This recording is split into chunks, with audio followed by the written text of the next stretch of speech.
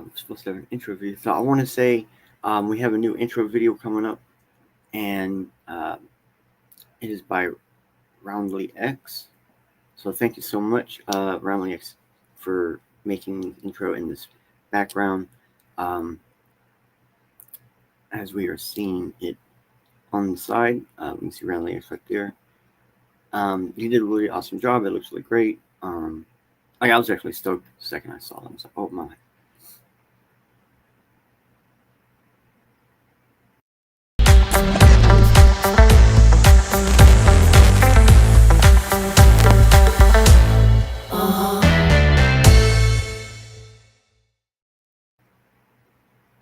See, that was so freaking awesome. Thank you again, Roundly X, for making that. That was insane. When I first saw that, my jaw dropped. I was like, dang. But today is about cryptocurrency and mostly Bitcoin questions. I asked for them. You sent them. I was surprised at how many people actually submitted them through DMs and not through the comments. But I get it. Some people are a little bit embarrassed by what they're asking, and it happens. There's nothing wrong with that. We're going to try to get all of these into one video because there was 28 questions sent in. If we don't make it through it, then you definitely have to check it out the next one, just to make sure you can see what else was asked and answered with. And I have about 53 links. So once again, we have the QR code, so you can see right there beside me. There's a QR on the screen. That is the link that I'm going to be looking at all times. So I'm going to change it as I go to the next one, so you can follow along. You can also check the data, verify information, and believe it or not, change your perspective. So we're going to go right up into this. This first question is just basically, what about the threat of quantum computing? So on all of these, or just about all of these, I have a quick answer and a long answer. So my quick answer is no. Quantum machines, they can run through like many possibilities very quickly, but that's just like one input. So they start to do that for every input after that. And then the funny thing about a lot of this is, we've actually done research, and we've actually been like, hey, is this bad? How can this be? Whatever. And basically, if you go onto this link right here at Core, you're basically going to see people asking this question, like, what is the time it's going to take, or can it be done? And basically, they're like, no, not really, bro. It would actually be like faster to find collisions of the SHA. So that's where two inputs equal the same output. And we already have an algorithm that actually does exactly that. It just tries to figure out the collisions. And as odd as it is, quantum machines are not as effective at running a lot of these algorithms, like the collision algorithm for SHA, than compared to a GPU system. And that's actually because, quantum is an infant stage. It's not as advanced as we all see in the movies and stuff. So therefore, it just can't handle the same kind of stuff. So we're going to look at Glover's algorithm, which is the algorithm that can break a SHA-256. So the fact that we already have this algorithm and it's still not broken should tell you something. So next is this one right here. And what is the actual time length it takes to break this SHA? Well, in here, someone actually does like the math, and it's approximately like on average like 0.65 billion years. No, it's a little over half a billion years. And I really suggest you go through this whole thing, because there's tons of people in here explaining things like you see right here. Why can't it be reversed? And why SHA-256 is as powerful as it is, because people don't realize just how strong of encryption it really is. I know we have better ones like 512, but SHA-256 still is, one of the big kings. And then we're going to go to this next one, which is still about SHA-256, which is this blog right here. And this one goes more through like what it actually takes to do and how it was defined for Glover's algorithm, like literally down to the actual just doing it yourself. Um, and you see it's not much code, but for quantum machines, they're not good at doing stuff like this. They're doing at like more math. Like I know this is a mathematical possibility, whatever, but with here you don't know what like I actually is at any point in time, and you don't know what H is at any point in time, and that's kind of the point of it. Is every input affects the output, every letter an individual object. So if you type in the word hello, you have HELLO. That's 5 inputs and in a specific order. So all that matters. And that's why it's as good as it is and as hard to break as it is. Because if you just type in capital H or not a capital H, that's a difference in the algorithm, the end result. So the next question is, what about the threat of advanced AI? Now, I have to admit, some of these questions, they really had me on my toes. They had me looking all across the internet to find ways I can get these answers. And well, the short answer on this one is it's a threat to mining. But here's the long answer. So artificial intelligence isn't actually intelligence, nor a type of intelligence. It's you could better call it like pre-programmed intelligence. It's still not intelligence. It's just basically a collection of algorithms working together to produce data or results as close to the model on average it is given. So the model average given is kind of a key point here, where it's not exactly like I can give this thing like 1 billion inputs, but it's going to take the average of all those inputs and try to get as close to that as possible. So can AI learn? Yeah, so can algorithms. And so the threat of AI, it's with mining. It really is. Mining or machine learning can get a monopoly on mining by slowly being able to predict hashes that may get blocked. And this is a little bit similar to ASIC, but a little bit different. ASIC just rumbles through all the math one by one by one, slowly increasing what inputs to by one to see if it can get blocked. This is the ideal where there's an algorithm that could slowly learn to guess hashes that just get blocked. And there's a chance that might not work, but if this is possible, this is the best way to go for it. Like using your AI to do guesses on hashes is a lot more probable. So you would actually have to build an ASIC that is connected with this AI. But it wouldn't be that difficult. So, wait. Let me double check this QR. I don't think I changed it. But basically, what we're looking at is someone's already thought about decoding SHA using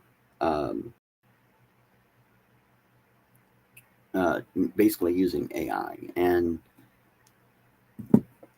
the reasons why some of these people want to do this is a lot of times like clients want to be able to do this, or people are wanting to, they have something that they don't remember what the input was. They only have this SHA, and so they're trying to figure out a way. And there is something called CRC hashing where you can actually reverse it. And so basically people are trying to see if they can take a super secure hash and reverse it. And you see basically no. You never actually know what is in there.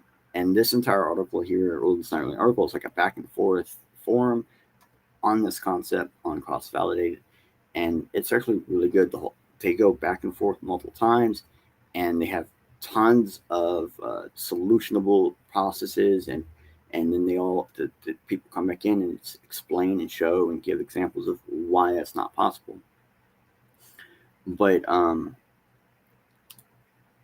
here we can see there is already a way for AIs to do the type of pattern mining. And all that means is where they look at patterns and they basically try to guess the next pattern. And then eventually they get to a point where they just always able to guess the next one in the pattern, even if the pattern is very unusual. And so the fact that AI can already do that, this is deep learning. This is how we program into AI, right? And the fact that it can already do that just means that guessing the next block would actually be more possible because it has a system built in to its how it remembers things to be able to do that. It's already doing that. And that's just, I think that's insanely cool that that is something that it already does. And we got one more to show you about that. So here it is.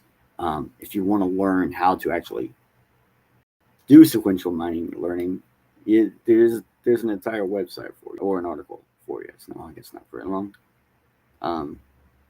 No, it's a good distance, but it gives you tons of things to actually use and shows you here shows you exactly how they're doing it. So if you're afraid this really is a thing that may happen, where either AI does something with the SHA or it does something with the mining, maybe you can actually learn how that happens, and maybe you might be able to figure out why it's very improbable, or maybe figure out ways to figure out how to go, okay, if I see this in the news or I start seeing machines able to do this, then I know they might be possible now. Because a lot of times, a lot of these questions, they were just people concerned about things. And I think that's great, because that's some of the best questions you can get, because there's a reason behind it. It's not just, it's a weird question. Someone's worried about something like this. But thankfully, it's not like it is in the movies. So I'm bringing this one up right away so you can get in there, because a BIP is kind of important. Now, the question, though, was, what about BTC core developers? Wouldn't these individuals be possible for target blackmail, bribes, threats, or worse? Yeah, kind of, but not really. We've seen in other projects where people have been arrested and things have resulted in that. We saw the Tornado Cash Down get shut down because someone, police force was able to get a hold of the wallet that actually controlled that DAO, by going after the developer. So basically, Bitcoin isn't reliant upon its Git nor the core developers, which is very different from many projects. This can be difficult to prove, but the reason is because they built the BIP program a long time ago. They built how they wanted to submit questions and stuff. And this was something we saw with original internet. There's actually an internet improvement system too. And so this BIP ideal runs into that same concept, which allows to bypass various different roadblocks, like what happens if someone poisons the developers. So that's basically what this is, questioning about the developer poisoning attack. And so this new system, basically what it is just informs a large set of entities that are involved in Bitcoin a change is wanting to be done. So I have the BIP up here so you can learn how it works, why, the history, even some good BIPs, and even a full list of BIPs is in here. And so it's kind of important to know, because then if you go through here, you can basically find out like what has and hasn't been used. Sometimes looking up that can even tell you why. You'll see names, a lot of the same names are used because, people who are passionate about something, they tend to stick to it. But back to the BIP. So basically the BIP change is normally tested and then considered before anything actually changes in the Git, and which dev might change that Git. It varies. We never know who's actually going to be the dev to go in there and change the Git. And so basically the Git is always a history of Bitcoin. It's not actually always the current Bitcoin, because the current Bitcoin and the actual network does differ. And we mean the software in this case, in case you want to know, we're talking about the software in this case. So they code the changes and they test it in a private network of the Bitcoin chain, kind of like how a lot of people do with Ethereum. And then if everything goes well or whatever, you get more people to jump in and you go outside of the private network to an actual public network, and you try to get as many miners on with you. And you normally write a paper or something. Tons of actual like little Medium articles that are actually papers have been released. Tons of independently hosted papers have been released, which are all people testing something in the Bitcoin network. And a lot of times there have been tons of people that have gotten changes in Bitcoin that they just submitted a BIP and then they tried it, and other miners went, sure, sounds good, and they went with it. And that's kind of the whole point of this. This is a very flexible system, and it's designed to work around problems and obstacles. And I think that's kind of the whole, as odd as it is, and it's not the whole point, but it's like a whole point of what crypto really is. Cryptography is finding ways around the problem. And so what we come down to is basically you have to have a community consensus of the miners, people actually doing the work. And I want to show, here's a complete history of Bitcoin's consensus forks. Right, just scan that. It's on BitMEX. Now you know what to look for. But basically, this shows that there's been tons of forks that either did or did not have a BIP. There's actually been changes done that never went through the BIP, never went through Git. It didn't even technically go through a developer, a main core developer. It just went through someone privately going, I think this, blah, blah, blah. And it's kind of important if you think that the devs in Bitcoin is attackable. Sure, absolutely they are. But does it make a difference? Not really, because they only can submit code. They can't actually force people to do things. And that's a huge difference because, like in the past, that's always been a problem. And if we want to go into something a little more specific, like maybe blackmail or bribes, devs can't change all of Bitcoin without the rest of the community. And maintaining, that's maintaining Bitcoin through mining and actually being active with it, using it or collecting it, blah, blah, blah, other than just buying. So, and these miners and active members, they actually have to accept the changes. So if you try to corrupt a dev through any of these methods, you're just messing with that one person. And at the end of the day, that doesn't mean that they can actually change the Bitcoin. So this network poisoning attack, it has been seen with a network like Tor, for example. It's actually had this issue a few times, and other cryptocurrency projects and stuff. So Bitcoin protects by it being a community upheld system. The community actually upholds and maintains the network, and so there is not a single authority controller, and that includes the dev. So, but there are worse things. That was one of the other points. What about, or there's something worse? Yeah, there's DNS, DDoS, there's switchgate and physical blocking of the network. But thankfully, Bitcoin isn't reliant on the internet. And so it can do error and paper transmissions and stuff like that. And the internet only makes Bitcoin more trustless. And we actually have, later in this list, questions about error and paper transmission. So you might want to stick around if that really intrigues you. So the next one is very similar, but I think just as valid. Like, what about the salary for developers?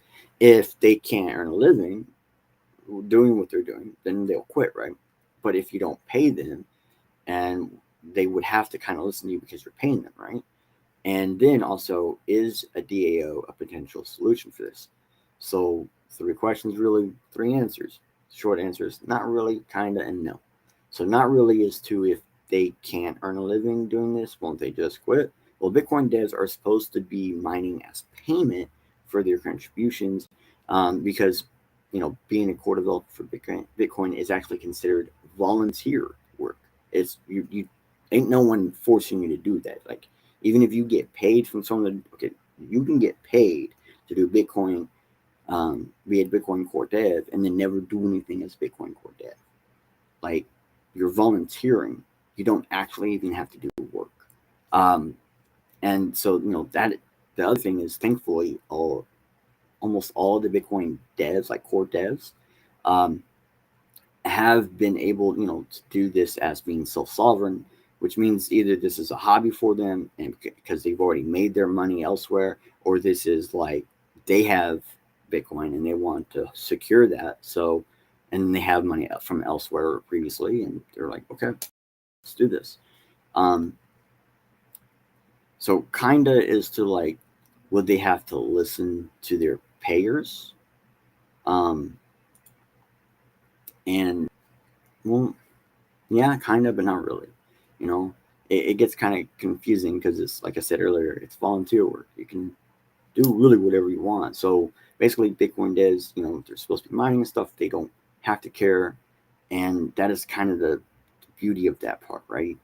But now, what about the next part, right? So next one was kinda, and that's to like, do they have to actually listen?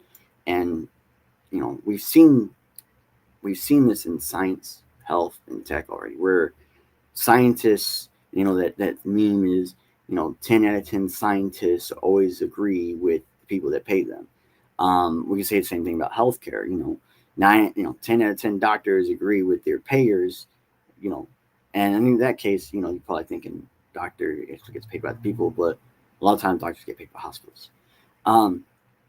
And then you pay those hospitals back. And then also in the tech industry, we see, 10 out of 10 Facebook people or Facebook employees agrees with Facebook.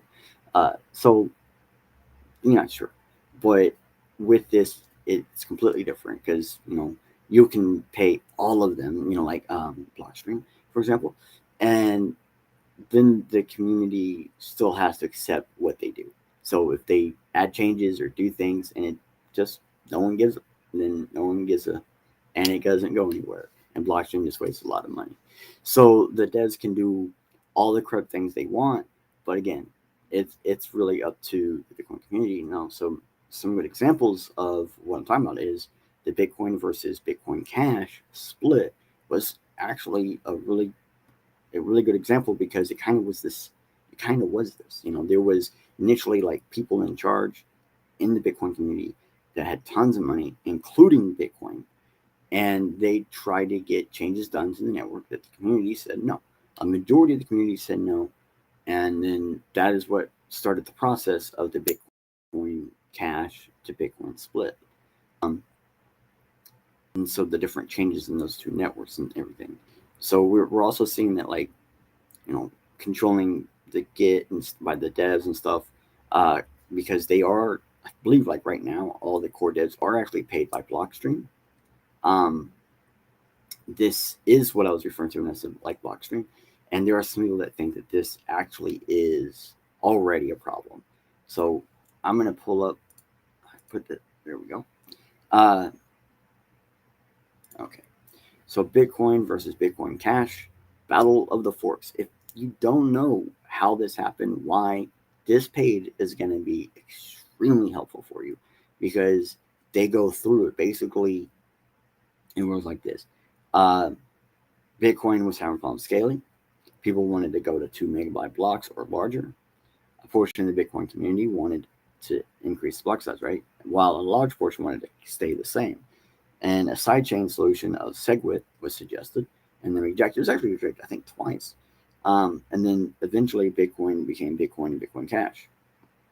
And then Bitcoin implemented SegWit, and Bitcoin Cash just increased to the block size. So basically what it works, the people who eventually went to Bitcoin Cash wanted the larger block size, and the people who didn't, stayed Bitcoin, they wanted to implement SegWit. And both parties was causing each other to cancel out. There's enough people on both sides of the bank to not allow it. This caused a ill-natural fork in the chain, which is now Bitcoin and Bitcoin Cash. And if you keep going and you read more, you realize that not everything works the way everyone wants. Like Bitcoin Cash eventually went to 32 megabyte blocks. And if you remember, then you remember this now. I do believe that, like, the amount of actual Bitcoin Cash, that there's more Bitcoin Cash out than Bitcoin. Like, they've got more blocks or something like that. So it is insane that, the different ways that these changing one thing can affect the rest of the chain or the network. So now we're going to go to the contributors.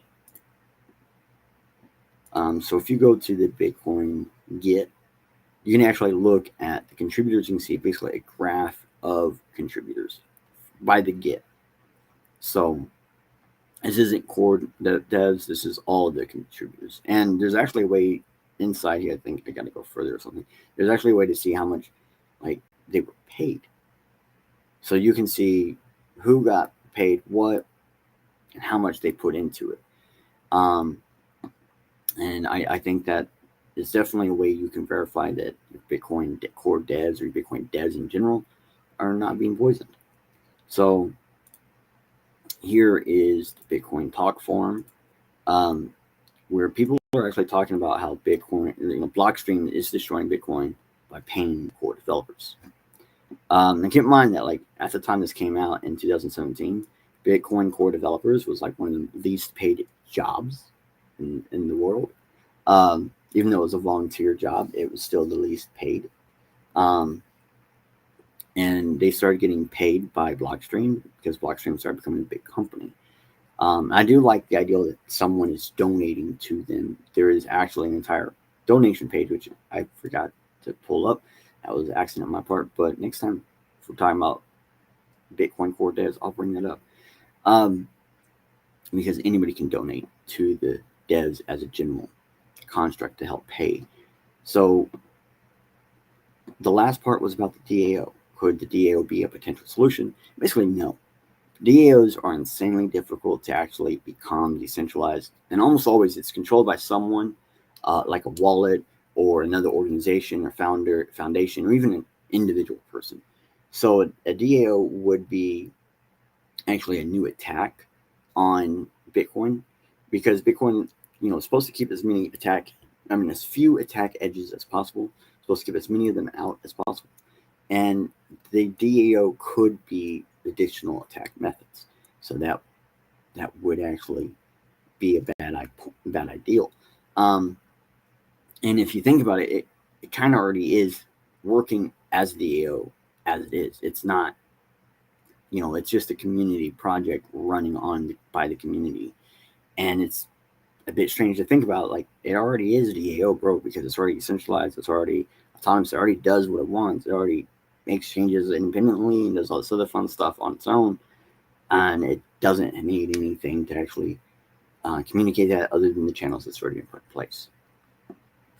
So next question is, like, what about controlling and monitoring the on and off ramps?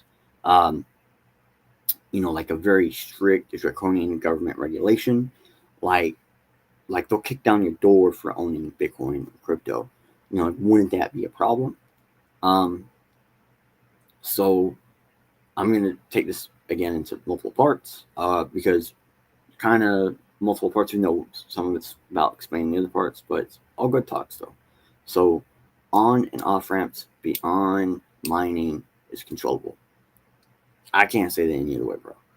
If you're buying or selling Bitcoin or crypto in general for anything, including crypto, that can be controllable. Many altcoins can actually be monitored and controlled by the exchanges and trade methods, even sometimes the actual coin contract. So if you're only going to mine it, that's the only way you got it on ramp is mining, and you don't ever have to off ramp Bitcoin. You just use it, and there are tons of people that accept it nowadays. So the only form of exchange that's like decentralized is an atomic swap. I know you hear DEX all the time, but DEX code get changed. DEX ain't always decentralized. It might be the trading is decentralized, but the DEX isn't always.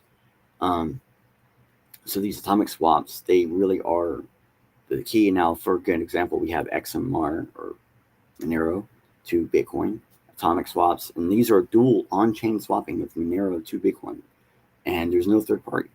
But atomic swaps protocoling, it's kind of like another factor to overcome. You have to have people there that want to support that, because it is kind of like its own network. So that's the downfall to it.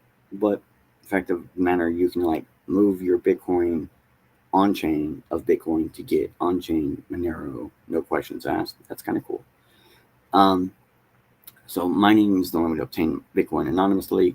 If a government would forcibly collect your crypto, well, this has actually been seen. We're going to go to the next slide over here. So basically, we have seen countries make this illegal, and we've seen them crack down, and we've seen them go after, like China's done this multiple times. India's done this multiple times. They go after you. And, there have been people put in jail and stuff for this in other countries, in some countries, because of stuff like this, where they make it illegal for 6 months.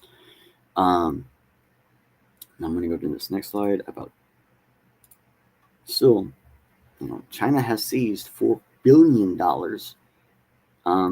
crypto from the Plus token scammers. And yeah, sure, you can say, well, that's good, right? Because it's from scammers. Sure. But it just to prove that countries are not afraid to seize your cryptocurrency. They're more afraid of your cryptocurrency than they are of you. And this shows, because this is not the only country that's done it. So if we go to this next one, we see Canada includes crypto in crowdfunding under laundering and terrorism financial laws. This is insane, but real. So I just want to point out that even with these laws, people in these two countries still mine, hold, and use Bitcoin and other cryptocurrencies to this day. Bitcoin is designed to bypass governments in many attacks. So without explaining every aspect right now, getting that to the later episodes, but for right now, here's an article for you guys to look at that definitely going to help you a little bit more. Why Bitcoin scares banks. Now, come in here later, read it up, because it's a really great article by someone who probably knows way more about banking than I do, thankfully. And what this really is showing you that, what this, to really answer the question, I guess, really is like, you can create a Bitcoin wallet without the internet. You can do it without a phone. You can do it without a computer. You can mine cryptocurrency on paper. You can submit it over the air. You can use Bitcoin by just doing the math, including to set up your transaction. If the government, if you did everything where you didn't rely on anything electronic, you didn't write anything down or have anything saved, like you burned your paper afterwards or whatever, and the government came in and took you, you have your keys memorized, you have no basically proof of you have ever used Bitcoin, well, then there's not a whole lot they can really do. There's only a couple things they can really do, right?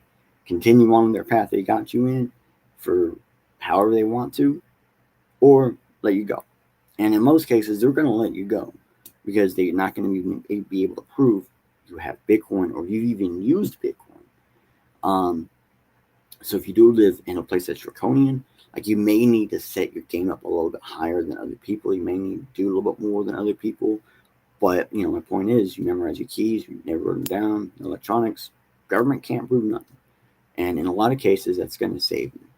So I got this one right here. Here are ways governments could attack Bitcoin, and none of them sound hot. So this one was, I can't remember how old this one was. 2021. So it's a little over a year old. So it's pretty relevant. And they got examples of other things, and so they give reasons why. So if you're still scared about governments actually attacking Bitcoin individually, here's a guide to help you out, or article to help you out, or to help ease you, because they definitely have tried this before and failed, and they're still trying it, and they're still failing. So the next question is like, what if you get a large concentration of Bitcoin, like of what's available? So a concentration of the wealth in Bitcoin. Wouldn't that lead to a similar corrupt system, or perhaps a different one? And wouldn't that in itself be a problem, the concentration of wealth in Bitcoin? So normally when we see concentrations of wealth being attacked measure, it's with proof of stake, where the amount of coins you actually have can influence the network. So inherently owning a concentration of wealth in Bitcoin, it only affects perceived value of Bitcoin and literally nothing else. If you own 1 million Bitcoin, you still don't have enough wealth to overtake the chain. You won't get sequential blocks from mining, and you would literally be fighting an uphill battle to get each new block. So at the time of writing this, not like a day or two ago, actually 2 or 3 days ago, the Bitcoin 1 million Bitcoin was worth 19,107,980,800 US dollars. Like, that's a lot of money, but still not enough money to overtake the system. And I want to show more examples of how that's true. So, how does this interest side of Bitcoin allow you to bypass obligations to secure governments? In here, there are people talking about all sorts of things. And one of the things they bring up, we're just going to jump right on over to, is hash rate. So someone basically brings up the whole point of the 1 million Bitcoin, which is where I can pull that from, right? And I want to just give you where that source was from, really. So here is the actual hash rate of Bitcoin. So you can see like this. I can't make it bigger. No. But, I can go. Yeah, it's already as high as we'll go. No, there was. I was missing it. So we can see it for a long time. The hash rate was basically nothing for the longest time. And then 2017, it got to a point where we could start putting it on ectohash scored. And ectohash is an extreme amount of hashes. And as you can see, we are somewhere around like 260, 270 ectohash, almost 295. That was a lot higher than I thought. 295 ectohash. That's a lot of hashes. And you're probably thinking like, bro, you can buy tons of miners though. So, but the downfall to that is, you have to buy almost all the miners available already in use today. The Bitcoin hash is so high, it would take an extremely high amount of new miners or collusion of old miners to even get a guarantee of the next block. So basically what I'm saying is, with the amount of devices hashing, the number of miners available, new miners available per year, there's no way you can actually purchase new miners without purchasing over 51% of the old miners to be able to overtake this just to get one block. And then again, after 2016 blocks, the difficulty gets higher for everyone. If you're doing this, if you're putting in way more hash rate, it's only going to get higher and higher. So also in this case, like, you would be giving your competition money to then get better equipment than they had to still outmine you. This is under the option where you're actually buying old miners, right? So this form of buying miners in proof of work, it's cannon fodder. Basically, you were basically giving your rivals wealth. Just keep doing what they are doing. There's nothing stopping them from taking your money and just doing what they already know. Like, and if you think about it like this, right? Like, there are some people that will definitely go, all right, I'm out, done. I don't need to worry about this no more. But the more profitable people and people wanting to protect the system, they already have better resources at getting this stuff than you, better connections to the materials and the equipment than you, and they already know how to do this mining. They can literally, probably some of them probably already have more miners on the way, and they just literally just have to wait a day or two for them to show up, drop them into their stuff, and get them going again. It's kind of the point of proof of work is buying a miner only ensures that miner now can get newer equipment and be better than you because you have their old equipment. They would get the first bids on new stuff coming out because they know those people, they have those connections. But that's still like, you still have to pay your electricity, your network, people to put the stuff in, and if you're going to build a green system or patch into a green system, you got to pay for all that, right? So the actual money that you would have is half and or more just on those aspects of electricity, network, people, all the little things after owning the miners, right? And so like your 1 million Bitcoin, it sounds like a ton of money, but in the end, it's not really beneficial to poisoning the network in this manner, to where you overtake it physically. But you could poison the look of Bitcoin in the eyes of the peoples. And there actually have been many wealthy individuals already that have been trying to do this over and over again. Many numbers of years now, like many of them. Some of them holding large sums of Bitcoin themselves.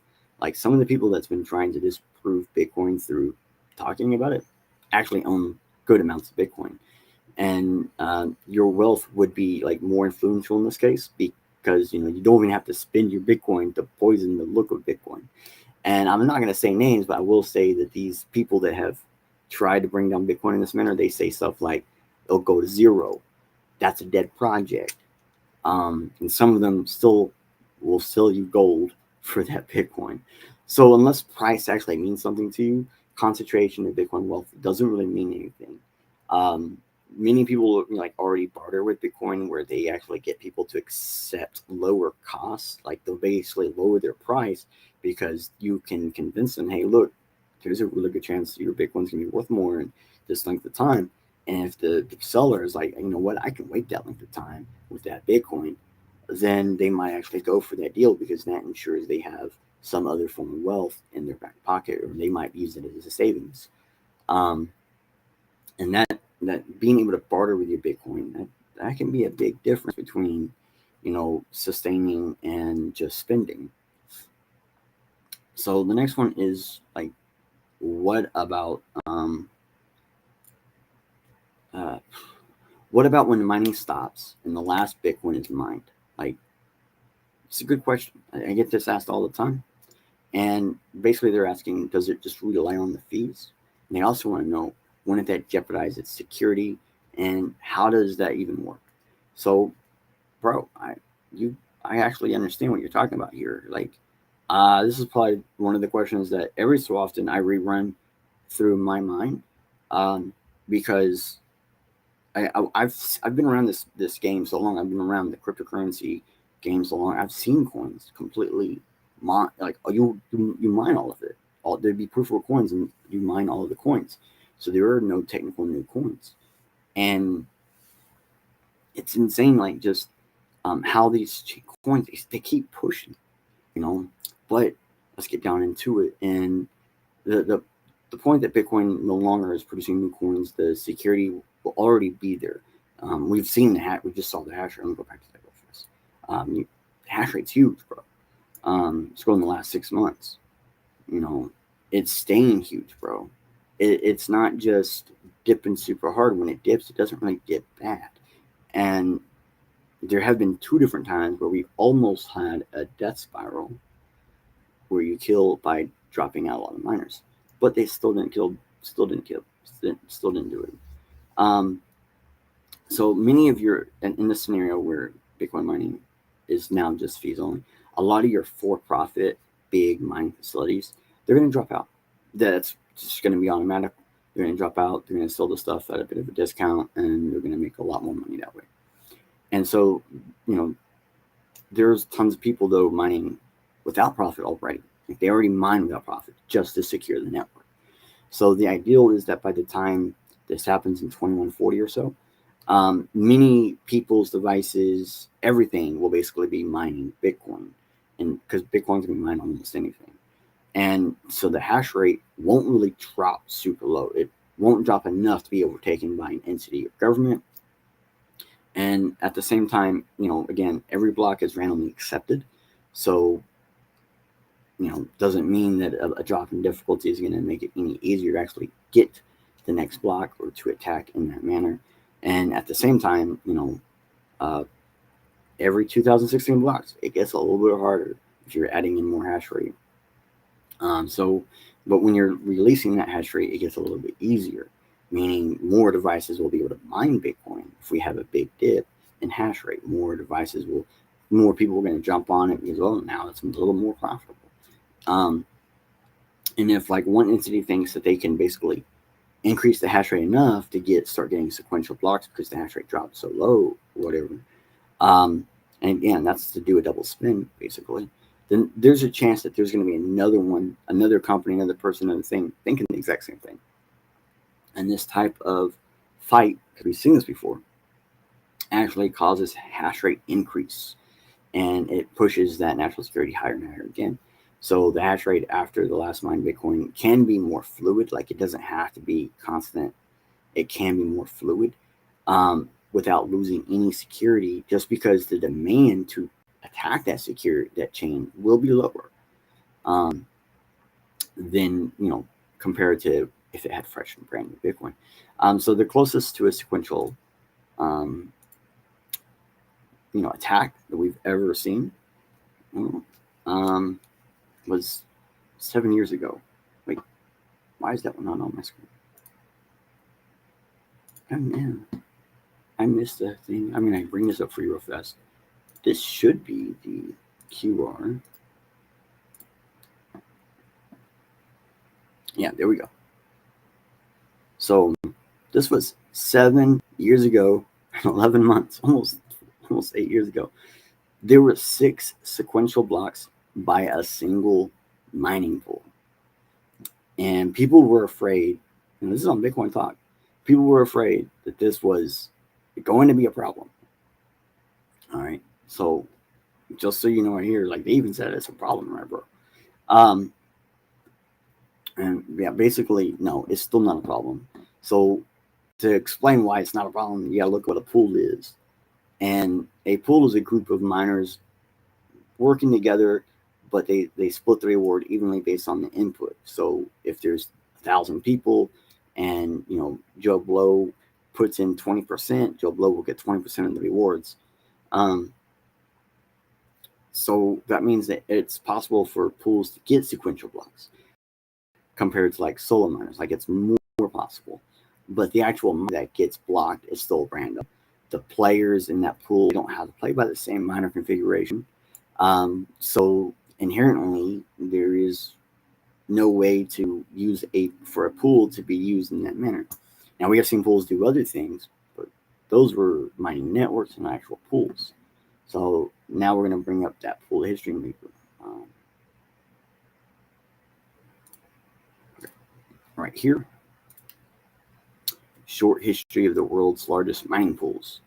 And this is kind of important because you might recognize some of these names if you're in Bitcoin and stuff. But you see, there's an actual pool called Unknown. I still find that funny. But that's also like unknown devices. They don't actually know who, what, when, where, why. They don't have anything to validate that they come from an actual pool. And it's still like the mining pool can be 51%. It ain't gonna hurt too much, unless it's a mining network. So mining would still probably be a thing after the last Bitcoin mine, and just because like everyone's gonna want a piece of that fee, even if the price ain't that much, it's an anonymous way to get into Bitcoin. And well, the difference, the amount of return you get per block is really the only difference, right? So what that perceived value of that is going to be unknown at the time. A lot of people think it's going to be really high. I think it's not going to be super high, but at that point, it probably won't really matter, just because like people will be using Bitcoin, so they're still going to be using Bitcoin. We have like seen coins go through the entire supply, and they still get used, even though their prices aren't that great.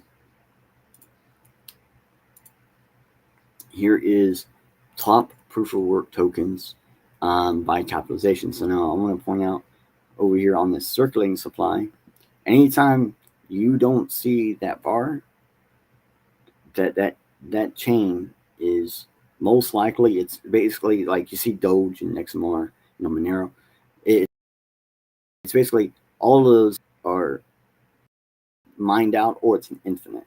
If you go through here, you can see there are tons of chains that are not infinite that have completely mined out their entire supply, and they still running like a champ. And that's kind of the importance, the fact that we've seen this happen. We know this can happen, and they still run. That really does mean something. That means that proof of work does have usability, reasonability, things like that, outside of a lot of what we hear in the mainstream talks, or even some of the influencing talks. So, like, what if governments or some supernatural organization sees control of like the whole internet? And also they want to know, is this even feasible? But what then, right? And I mean, this is one of those questions I think I sat for a couple of hours just trying to figure out how to answer this because it's kind of confusing. It's feasible to say that they could have seized control of the clearnet, but not the whole internet, because there's more than like one network type, and many network types, including in the clearnet, is done by individuals, kind of like how Bitcoin network is done.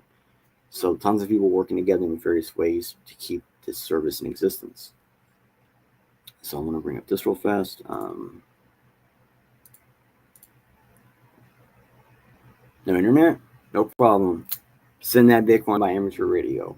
Yeah, Bitcoin is actually transmitted via radio signals and by paper. Although finding the paper in and out is a bit more hard, but finding the radio repeaters repeating Bitcoin is way easier. So Bitcoin is also not reliant on the internet. Bitcoin could be printed in a way where more people could still verify the coins that are in that wallet without the internet.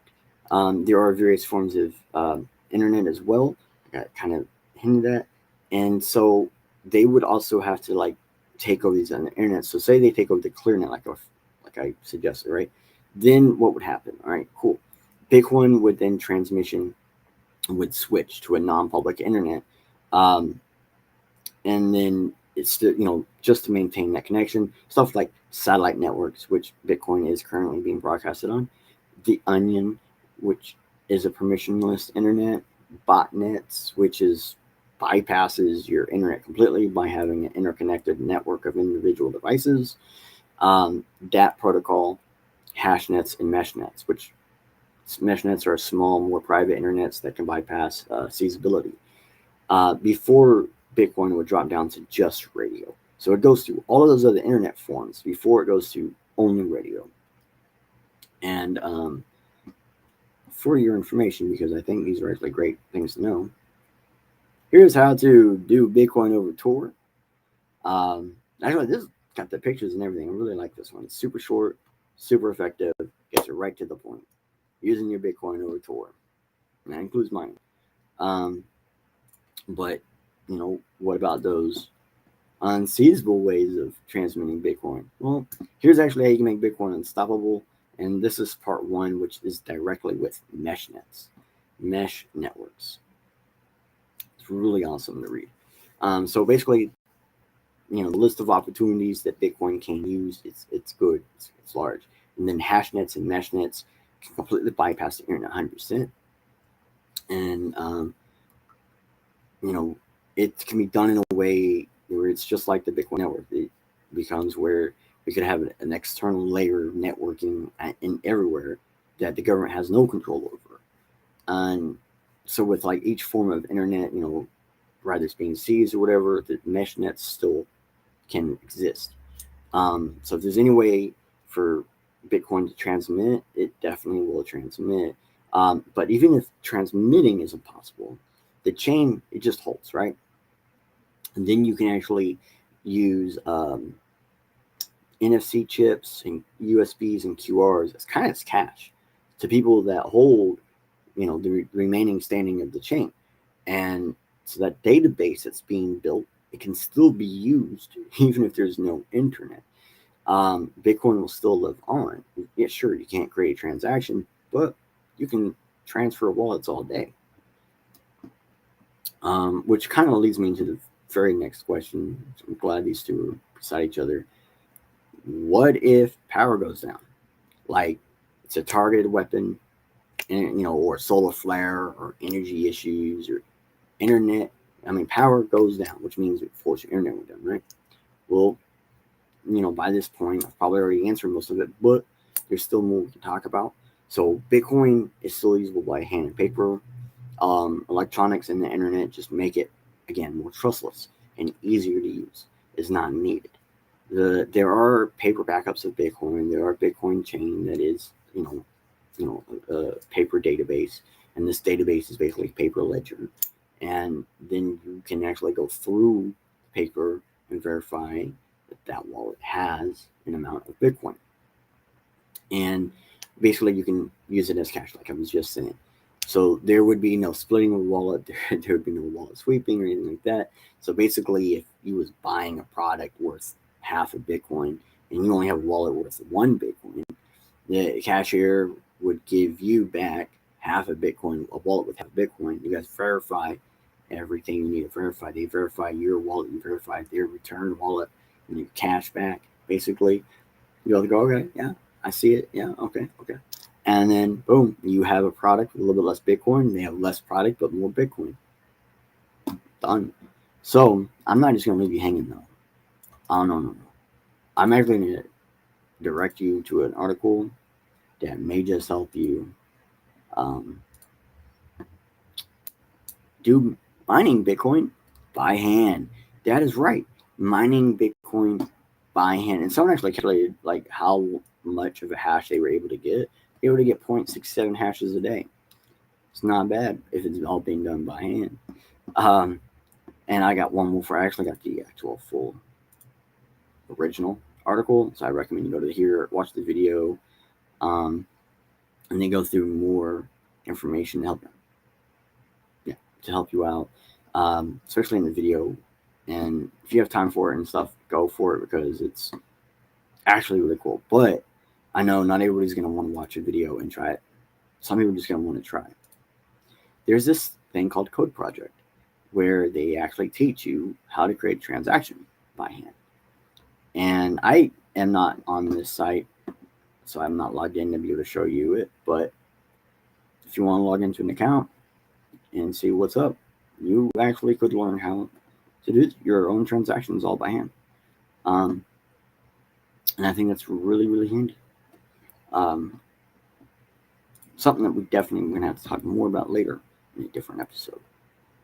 But back to the next one. Like right now, we're on question 10. Whew. I don't think we're going to get through all these today, which is not a problem because there's so many great questions here. You're going to want to hear them.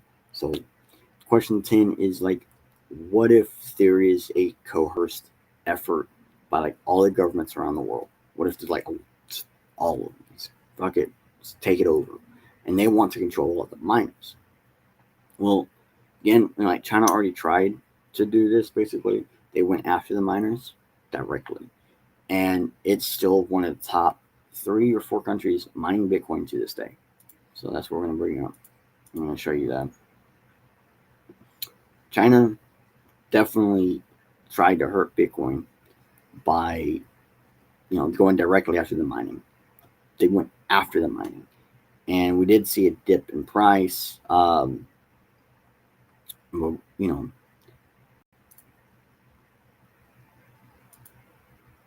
what does that really mean? Oh, wait. It was letting me look at it earlier. Let me see if I can reload it. Basically, view for free. No, it was letting me look at it earlier. You're gonna have to come in here and look. But that big black line, that is China. So I was only able to view it for free the first time. But basically, China still holds a huge amount of the mining share. Even though mining is banned in China right now.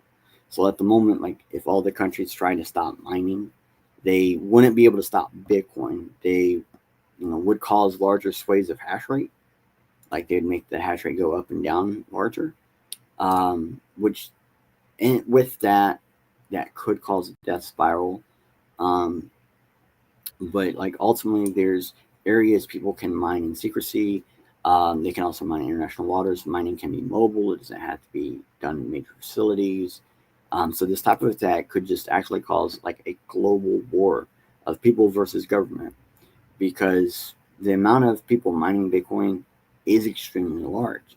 If you just took every Bitcoin miner, individual actual entity, and put them in a row, you have a small army. And some of them are actually in the army, or in the militaries. So they're actually going to have information and know what to do. And so ultimately, like these peoples can uphold it in many different ways, including, again, mobilizing radio waves by hand, They can even chat with each other using the Bitcoin network. Like the governments could really mess themselves up trying to do something like this. But like, sure, like the governments can try to stop the miners, but this doesn't mean that there's, any certain point in time they're going to kill Bitcoin from doing that. Also, Bitcoin could drop today, and when there's 2 more miners back up, they connect, they get online, and the chain continues on without worry. Because when we say the Bitcoin chain goes down, we actually mean that the connections between miners went down. Chains still exist, Bitcoin still exists. None of that actually changed. So what about a 51% attack? Because everyone, this is the number one most common question probably I've ever received about Bitcoin. After all these years, this is still number one most common question. And it's a good question to ask. So 51% attack is when you do either 50% one of the hashing or 50% one of the physical miners of the network, right? So 51% attack is only a per block attack.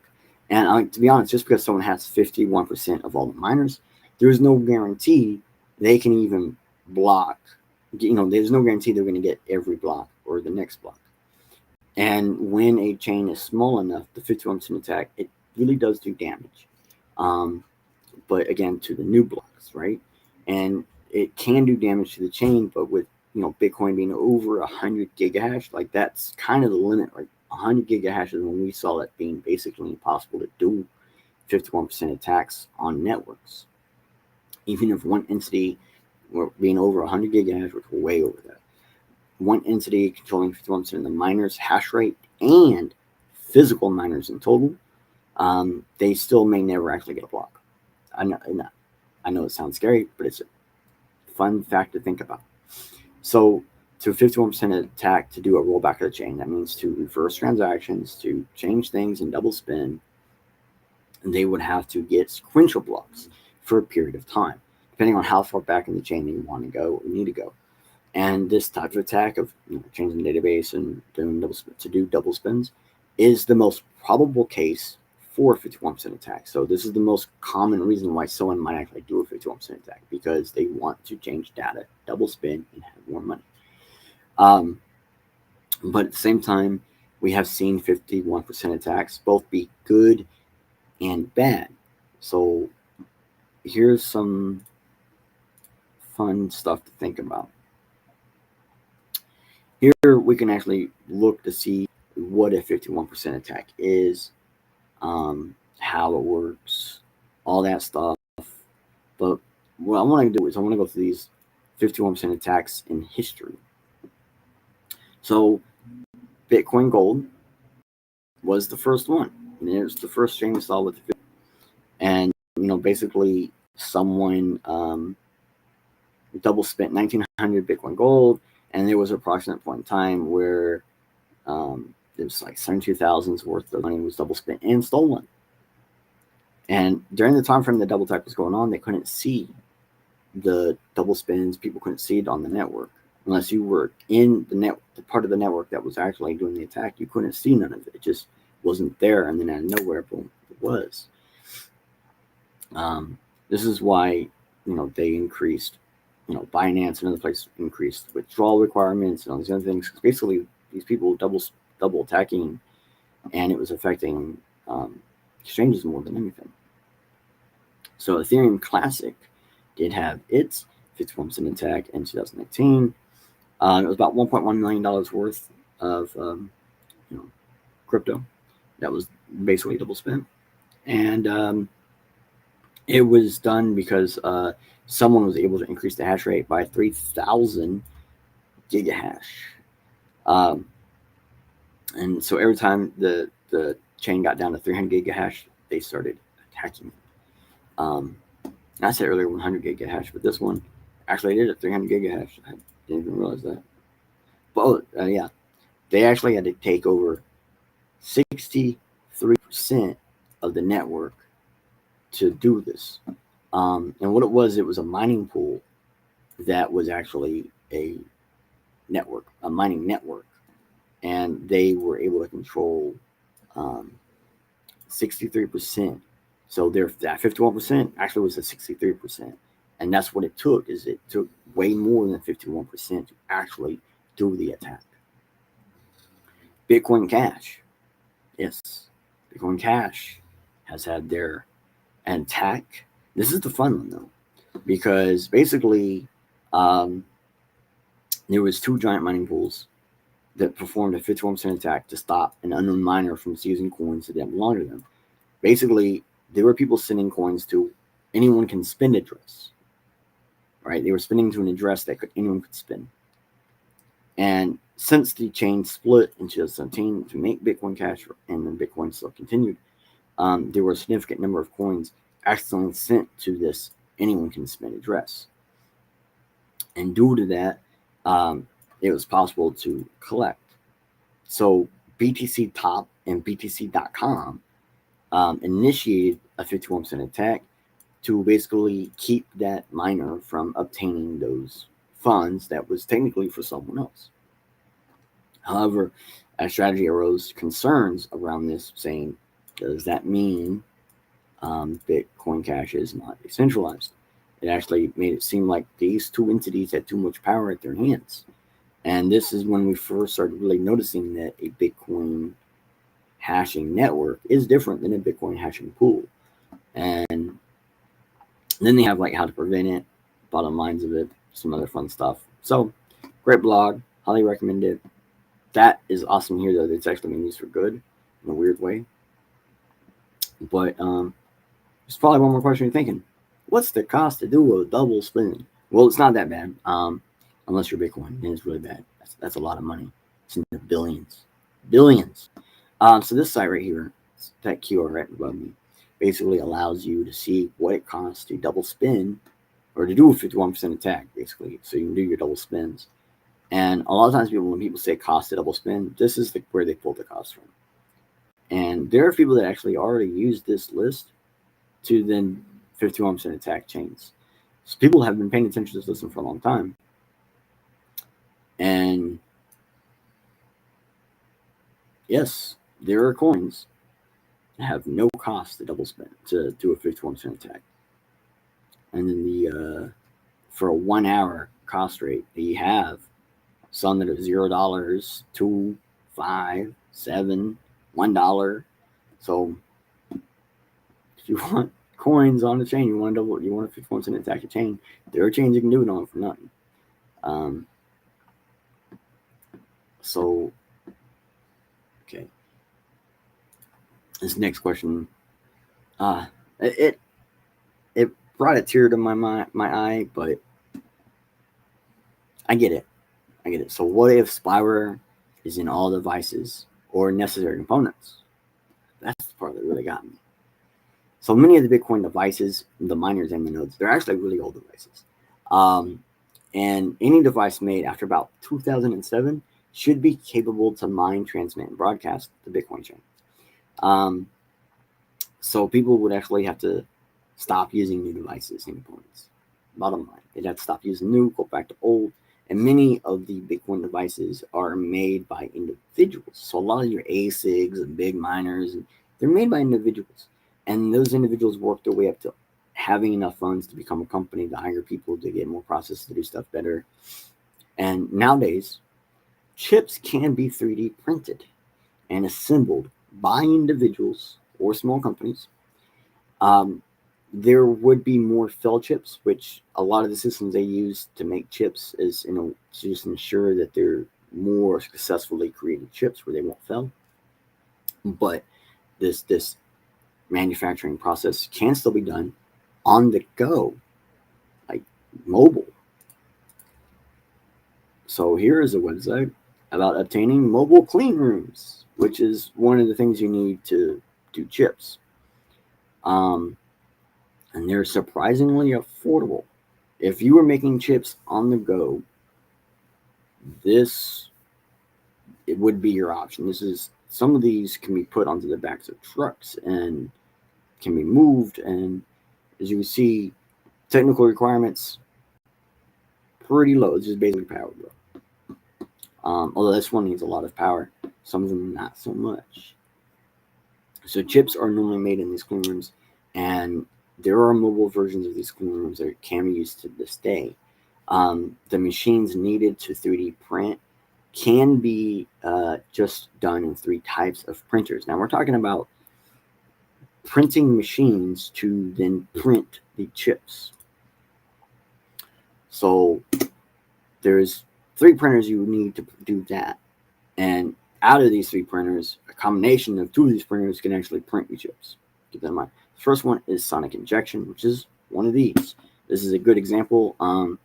You look up sonic injection 3D printing, and you're going to find tons of options. And the thing here is they can do extreme detail.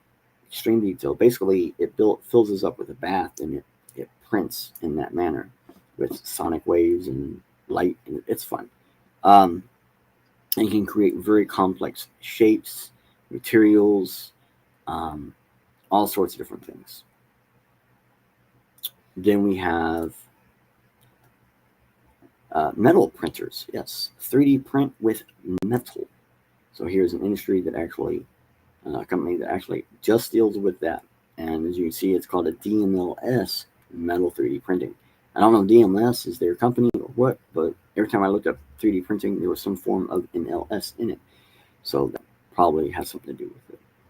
And this goes as far as like adding metals into your material to just straight up being metal. Like you can print cars nowadays.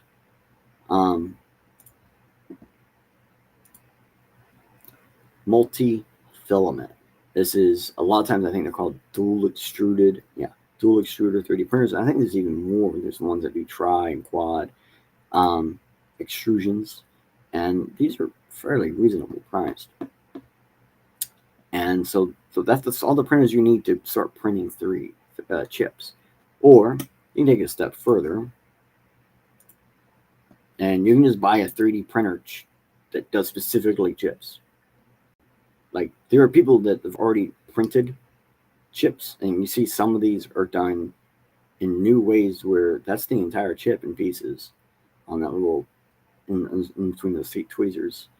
But this is the reason why people do 3D printed chips, is they can create ultra thin systems. Stuff like your bendable phones and stuff. They need this type of technology to do what they do. You see, this person actually has a chip on his hand. He's probably actually technically generating electricity from him using his thumb.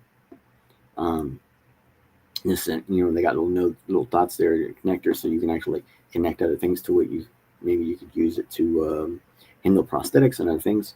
But 3D printing chips is insanely cool. I think it's one of the best technologies that's come out in the past 10 years. So just because there's spyware in your device doesn't mean you can't do something about that either. So we can show you what to do about the spyware and chips.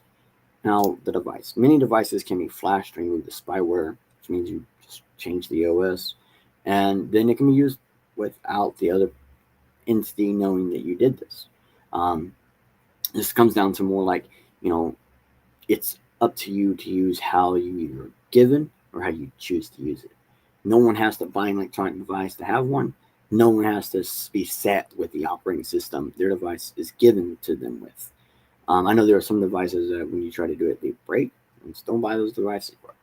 The more secure you want it to be, the more you need to learn. And I would recommend you start with like coding, engineering, electronics, plus repair, like use and repair, because kind of important to know how to use it. Now, I do have a search query for you that you might find handy. Convert to Linux. So if you need to convert to Linux to give it a try to see what's going on, bro, there's an entire search. Just go to that search, go through some options, see where you want to come from, and they have a way to help you. Because if you're going to flash to Linux and then use it as you please. Use the device how you want without that other person in. Okay, so this next question, I think this is another one of those questions that took me a bit to figure out how to actually answer in a good way. What about a way of destroying Bitcoin by destroying its price? BlackRock, for example, has access to unlimited money or fiat. Couldn't they just like print whatever they needed, buy Bitcoin, like kind of like you saw with Terra Luna, and then dump it on the market, like we saw with Terra Luna, and to crash it, rinse, repeat. What they already are doing, like with paper Bitcoin, ETFs. So if so, people might lose faith altogether, right? And Bitcoin is a store of value, etc. And when Bitcoin goes below a certain price level, right? And this is a harder one to answer with just like a yes or a no.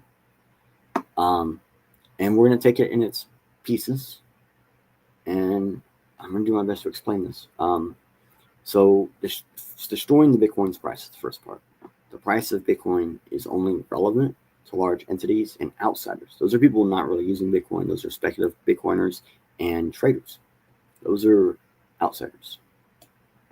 Bitcoin was being used at $0 US, and it will still be used if it drops back to $0 US. There's also a chance that if it was ever to overexceed the perceived value of Bitcoin, then the total global wealth cap by market cap value of Bitcoin, then it might actually go to zero anyways. So here's a bit on by the World Bank about the global wealth, how it's grown recently, and how it's actually been bad. It's the expense of prosperity, according to this. And actually, reading through it, it makes a lot of sense. It's really helpful. Because the governments can increase the limitation of that, but that also causes inflation within the market that it's connected to. And oftentimes when fiat inflates, Bitcoin becomes more expensive as well, just like everything else. And that becomes a self-leveling factor. Whereas Bitcoin can actually extend past the growth limit because there's more than just fiat and credit supply and demand for Bitcoin and cryptocurrency as a whole. So other cryptocurrencies and assets, basically can pump the price, and neither of these require the use of fiat, crypto or Bitcoin. They don't require the use of fiat at all for valuation or in general. So let's do it per example. I'm going to keep it more to the example. The price of Bitcoin would be zero per fiat, but could still have a value like one Bitcoin is worth a car or a house, piece of paper, something, right? It goes to object pricing or bartering is what it's also known as. In other words, basically the price would fluctuate between users spending it and users accepting it. So if I go to somebody and they're like, bro, I want 3 Bitcoin for this, I could potentially find someone else who has the same thing that will take less Bitcoin, more than what I want to spend. And so destroying the fiat price doesn't actually destroy the usability price of Bitcoin. And if everyone was refusing to use Bitcoin or accept Bitcoin, then the actual use price would go to zero. But at that point, it wouldn't matter because no one is using it. It's people refusing to it, then it has no meaning. So the BlackRock money printer perspective, entities can only buy as much Bitcoin as there is up for sell. There's only so much they can actually purchase. Liquidity isn't 100% of the supply. So the next part in this perspective is dumping on the markets to buy, big buy it, later. And if liquidity supply of the Bitcoin was to go low because a large buy up, these people are buying up all the tokens we're talking about, right? It would increase the price. And now the new holder, which, was the previous liquid right before that, could sell actually at a lower cost than its current price, which then, they still get a profit from doing this, but brings the price back down, right? This would either cause a huge buyback by other people because they're like, okay, it was just at that price, went down, when you buy it back, and that increases demand. So then the price drop wouldn't actually be that bad because it would help correct it. And retrospectively, after a retrace or when the new holder tries to sell it because the price plummet from not enough demand, basically, then the amount of return liquidity, being put into it, just then the current holder just kind of stuck with it. So if BlackRock did that and they couldn't sell it, then they're stuck with it, right? And either way though, this doesn't actually change Bitcoin or the chain in any way. The Bitcoin's still usable outside of it, the chain still works. It's only the perceived value that changed. So will people lose faith in Bitcoin from these types of scenarios? No. Mostly speculator holders of Bitcoin and traders will lose faith, but the people mining and using Bitcoin, they don't even have to have faith in Bitcoin. This isn't designed to not trust, So, and faith is a type of trust. So people used Bitcoin at 1 Bitcoin per $0 and they will do it again because Bitcoin is still going to allow users and miners to distribute wealth and data without permission in a trustless manner. And that's the important part there, is like people will accept something that is nothing for something else if they know or there's a reason for it. Like I can accept a piece of paper that someone tells me is worth $1 million. Why? Because there's someone else that will take that as $1 million, even if the perceived value of that is $0. So if I have a $1 million bill from a country that's no longer in existence, or actually I have actual dollar bills from like when Saddam Hussein was president or ruler, and some other countries where the actual dollar that I have is worthless, but people will accept money for that dollar for other reasons. Some people want to actually collect it or whatever, but anyways, there are other reasons for people to want it. So it has a value outside of its perceived value. And then we have this thing right here. We don't trust, we verify. See that big Bitcoin? So here is some information about why we don't trust, we verify. And it's not much, but it does give you the URL right there to go watch an episode to learn more. I think it's a podcast, but there's tons of references to this, and it's really important to bring it up because you don't have to trust. You don't trust anything with Bitcoin. And just like most things, Bitcoin is how you use it. If you use it as a speculative asset, price is going to matter. If you use it as a currency, price don't really matter because you're still going to use it regardless of the price. And to return to the point of like how Terra Luna was dumped to destroy it, well, Terra Luna was trying to keep a peg to a fiat price in a manner by buying, selling, burning, issuing new and old tokens. So it could be influenced in this manner. But even though that coin died, it's still traded to this day on some exchanges, just with the exchange's internal supply, and never really announced in the chain. I think some actually do still announce the chain. I think he called the chain something else now. So we're going to go to that.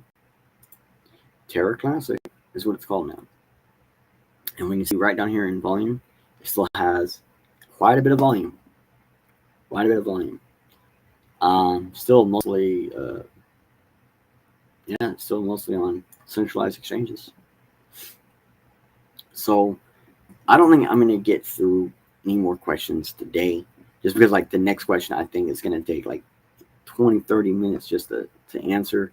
Not really, it's just another long question, but I really do appreciate everyone pulling in these putting into these questions.